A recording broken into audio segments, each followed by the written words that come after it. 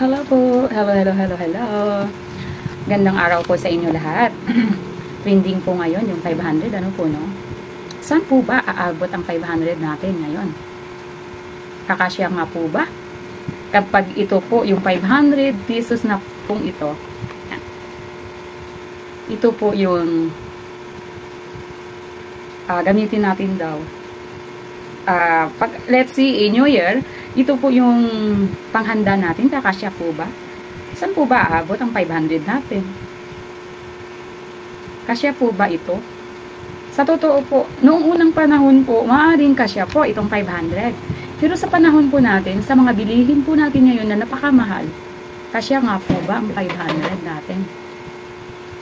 Kaya ano po sagot ng bayan?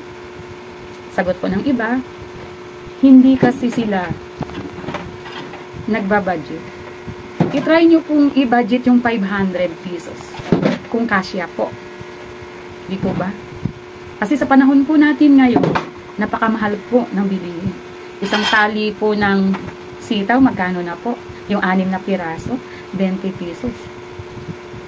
Pag nabawasan po ito ng 20, ano nang mangyayari? Makakabili po, okay, makabili litsi 1 kilong manok. Di po ba?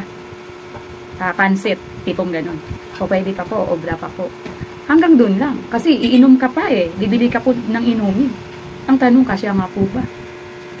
Kaya, trending po ngayon yung 500 pesos po talaga. Marami pong umaangal kung saan po aabot.